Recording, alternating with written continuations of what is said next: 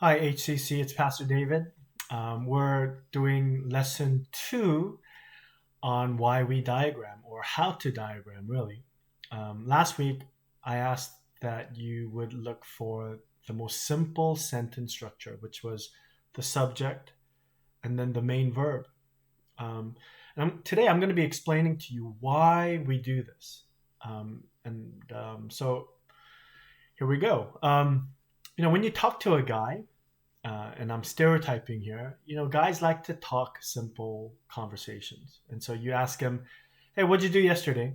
And they'll say, well, I went to work, came back home, ate some dinner, watched some TV, and then I slept, right? And so they will use 5 sentences, perhaps, to describe, hours of their day. Okay, but these are the sentences that we're actually looking for. These are simple action-oriented sentences that move the story along. Right? And that's what we're looking for. So right now we're going to be looking at our last Sunday's sermon note. All right. And as you know, I try to provide this as much as possible on every Sunday. So I want you to notice, now last Sunday was the triumphal entry. We saw Jesus coming into Bethpage and Bethany, and then he would go into Jerusalem. And so I want you to notice the action sequences that move the story along. Okay. Verse 28. Here, he was going on. He was going. The next sentence would be, he sent 2 of the disciples, right? And then verse 32, it says, the 2 disciples went away because, well, Jesus sent them, right? Jesus sent them, and so these 2 went. And then the 2 disciples, they found it, right? The donkey. And then the owner of the donkey said, hey, why are you untying the colt? And then verse 34, it says, the 2 disciples, they said, the Lord needs it. And then the 2 disciples brought it to Jesus. They threw their coats, and then they put Jesus on the colt.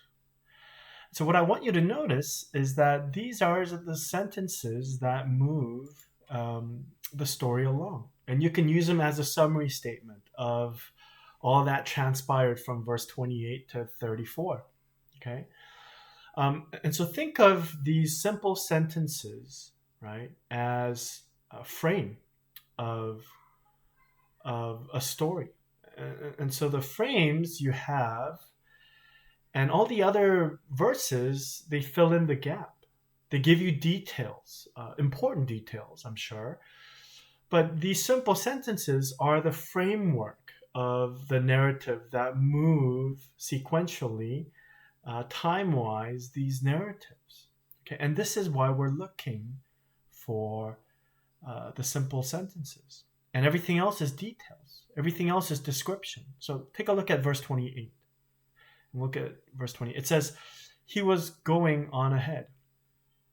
That first line, after he had said these things, it tells us when, right? After he said these things, referring to verse 27 and the prior verses, he was going, or he went, after he said these things. Where was he going? He was going to Jerusalem. And then he sent 2 disciples, the action-oriented, right? It tells us when. Well, when he approached Bethpage and Bethany, he sent 2 disciples. Okay, and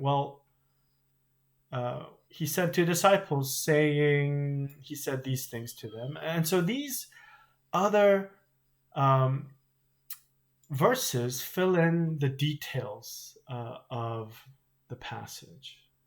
And that's what I wanted to share with you. Why we're looking for the simple sentence structure, the subject, and then the simple verb. Because these are the framework of the narrative. And they move the story along. Okay. Well, that's it for today. See you soon. Bye.